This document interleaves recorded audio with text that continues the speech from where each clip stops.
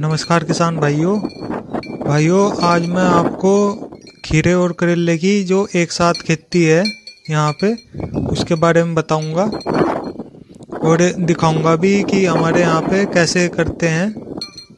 तो भाइयों ये देखिए खीरे और करेले की एक साथ खेती है। ये 4 बीघे का खेत है भाइयों ये, और एक लाइन में खीरे के पौधे हैं और दूसरी में करेले के हैं और फिर खीरे के हैं और फिर दूसरी में करेले के हैं।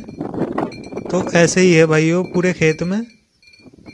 तो जैसे भाइयों गर्मियों का मौसम शुरू हो चुका है और ये हमारे यहाँ पर अगेती फसल है जो कि 20 से 30 दिन में तैयार हो जाएगी।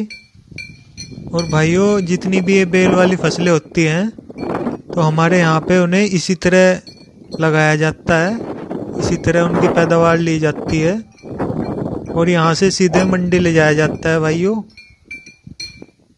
इस पूरे खेत में जो 4 बीघे का है ये पूरा जालनुमा फेंसिंग बनाया हुआ है जिसकी लागत लगभग 12 से 13 हज़ार रुपये प्रति बीघा आती है।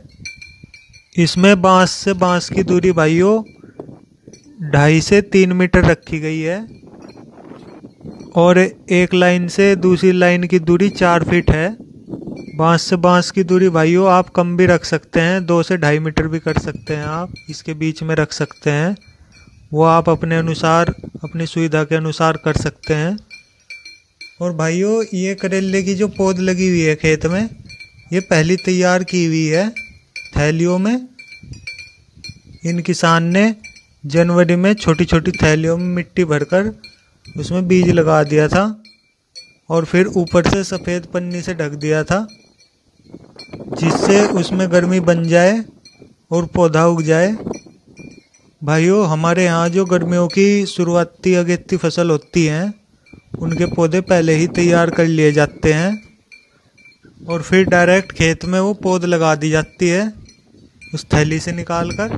तो जिससे भाइयों होता क्या है कि वो जल्दी बड़े हो जाते हैं, जल्दी तैयार होकर जल्दी फल देने लगते हैं।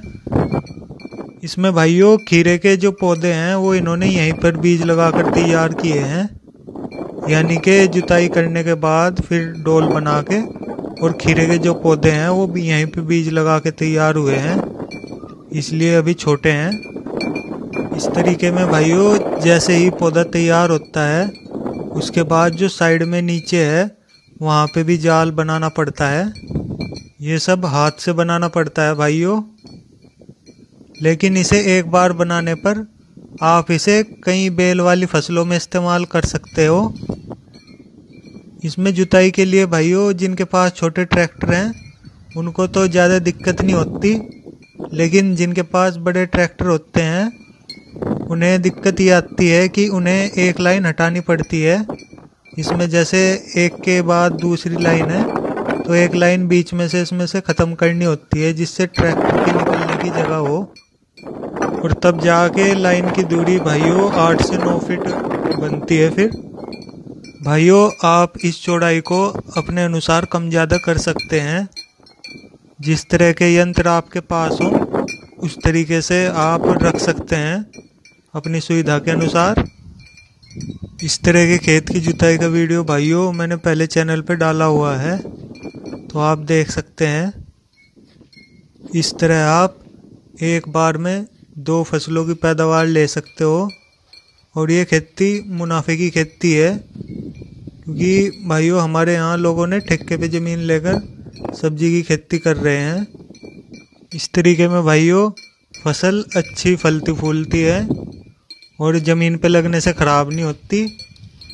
और जैसे इसमें कीटनाशक दवाइयों का छिड़काव करना आसान रहता है, फसल को तोड़ने और मंडी ले जाने में आसानी रहती है, पैदावार भी ज़्यादा निकलती है और एक फसल लंबे समय तक चलती है और काफ़ी दिन तक पैदावार देती है, लंबे समय तक, कई महीने तक। तो भाइयों मेरे द्वारा दी गई जानकारी अगर आपको अच्छी लगे तो भाइयों वीडियो को शेयर करें, लाइक करें और चैनल को सब्सक्राइब करें। नमस्कार भाइयों।